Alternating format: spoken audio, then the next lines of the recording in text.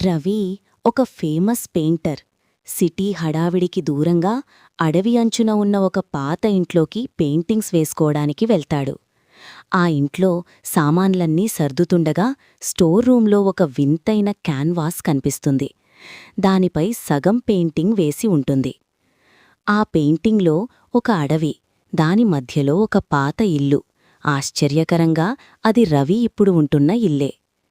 మొదటి రోజు రాత్రి రవి పడుకోబోయే ముందు ఆ పెయింటింగ్ను చూస్తాడు. అందులో కేవలం ఇల్లు మాత్రమే ఉంది. కాని మరుసటి రోజు ఉదయం లేచి చూసేసరికి ఆ ఇంటి కిటికీలో ఒక మనిషి నిలబడి ఉన్నట్టు కొత్తగా పెయింటింగ్ కనిపిస్తుంది. రవి షాక్ అవుతాడు. నేను వెయ్యలేదు కదా, మరి ఇది ఎలా వచ్చింది అని భయపడతాడు. రెండవ రోజు రాత్రి రవి ఆ క్యాన్వాస్ను ఒక గదిలో పెట్టి తాళం వేస్తాడు. కాని మరుసటి రోజు ఉదయం తాళం తీసి చూస్తే ఆ పెయింటింగ్లో మార్పు కనిపిస్తుంది. ఇప్పుడు ఆ కిటికీలో ఉన్న మనిషి ఇంటి తలుపు తెరిచి బయటకు వస్తున్నట్టు ఉంది. ఆ మనిషి రూపం సరిగ్గా రవిలాగే ఉంది. మూడవ రోజు రాత్రి రవికి భయం పట్టుకుంటుంది. అసలు ఆ పెయింటింగ్లో ఏం జరుగుతుందో చూడాలని ఆ రాత్రి నిద్రపోకుండా ఆ కాన్వాస్ వైపే చూస్తూ కూర్చుంటాడు. అర్ధరాత్రి 12 గంటలవుతోంది. బయట వర్షం మొదలైంది. హఠాత్తుగా ఇంట్లో లైట్లు ఆరిపోయాయి. చీకట్లో రవికి ఒక వింత శబ్దం వినిపించింది. ఎవరో బ్రష్తో పెయింట్ వేస్తున్నట్టు.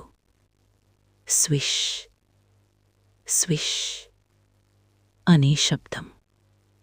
తన దగ్గర ఉన్న టార్చ్ లైట్ ఆన్ చేసి కాన్వాస్ వైపు చూస్తాడు. ట్విస్ట్. కాన్వాస్ ఖాళీగా ఉంది.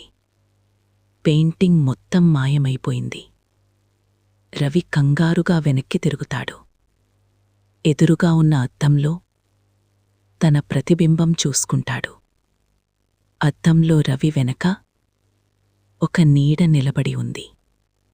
ఆ నీడ చేతిలో పెయింటింగ్ బ్రష్ ఉంది. మెల్లగా ఆ నీడ రవి చెవిలో ఇలా అంటుంది, నువ్వు గీసిన చిత్రంలో నేను లేను రవి. నేను గీసే చిత్రంలో మాత్రమే నువ్వున్నావు. మరుసటి రోజు ఉదయం ఆ స్టోర్ రూంలో కొత్తగా ఒక పెయింటింగ్ కనిపిస్తుంది. అందులో రవి ఒక కాన్వాస్ ముందు విగతజీవిగా పడి ఉన్నాడు. రవి ఇప్పుడు ఆ పెయింటింగ్లో ఒక భాగమైపోయాడు. ఆ పాత ఇంట్లో మళ్లీ నిశ్శబ్దం రాజ్యమేలుతోంది.